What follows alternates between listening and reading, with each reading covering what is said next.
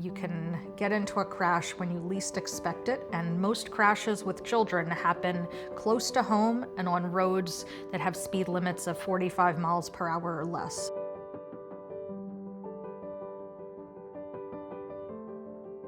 We're trying to prevent a leading cause of death and injury to children that we know how to prevent. We're just not doing as good of a job as we could.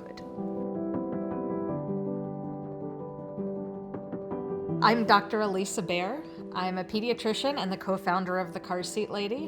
Whether they were first-time parents or second or third or fourth-time parents, interestingly, it's one of the things that parents do not get better at with experience, but they do get better at with training. We need parents to take this seriously, that this is not something that you can just wing it.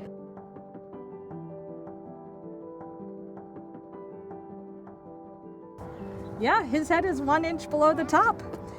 You have outgrown your seat rear facing, so what are we gonna do? Are we gonna turn it upside down? No. Turn it backwards. We're gonna turn it around so you face forward. That's exactly what we're gonna do.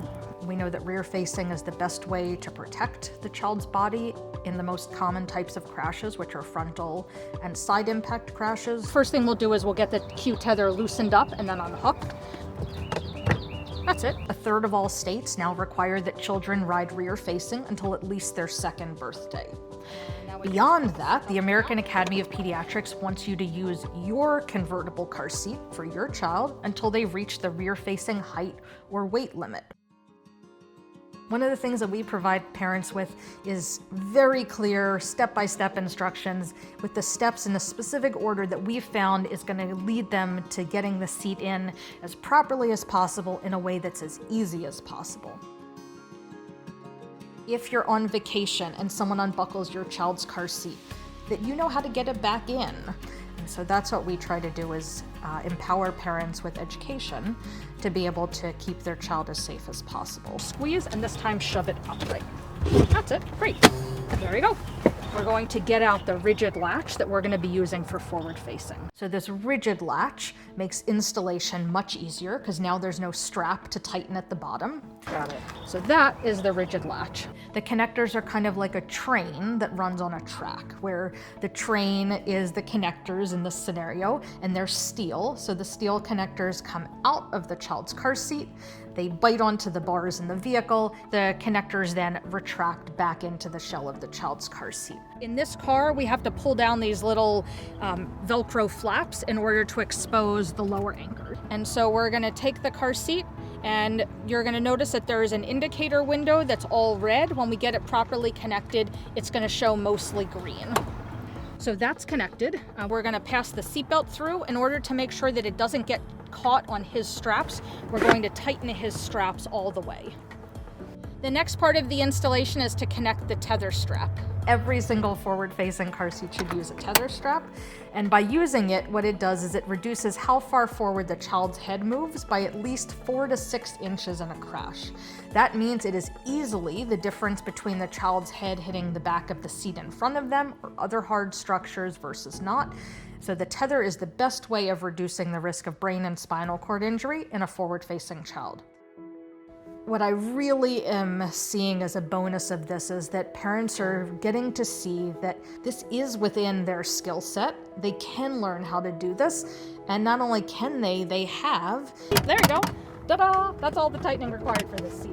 And they now feel really empowered with something that often caused them a lot of fear and anxiety before. And then to get the seatbelt tight, you're going to take the shoulder belt and you're going to give a few good pulls towards you on your side right here. That gets the lap belt nice and snug. There you go.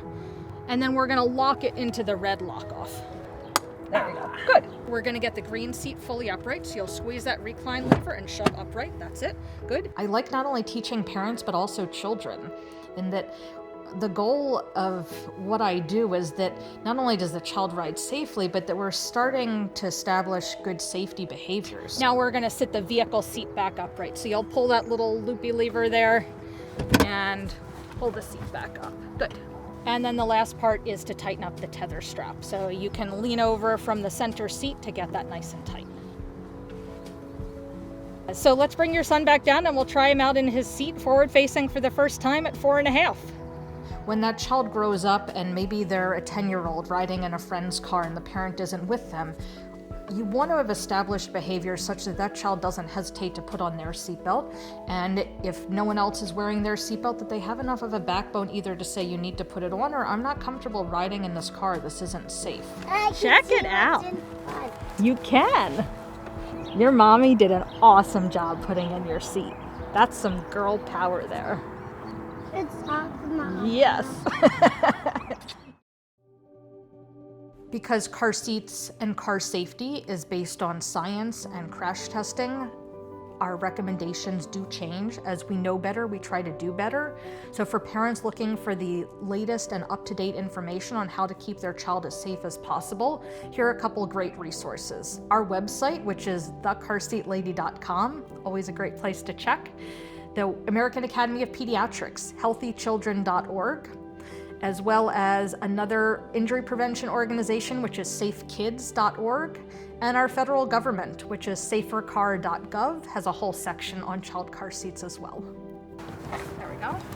And then that's it. There you go. Good. And that's it. There's a lot of work still to be done, but we're hoping that we can be making a difference one child at a time.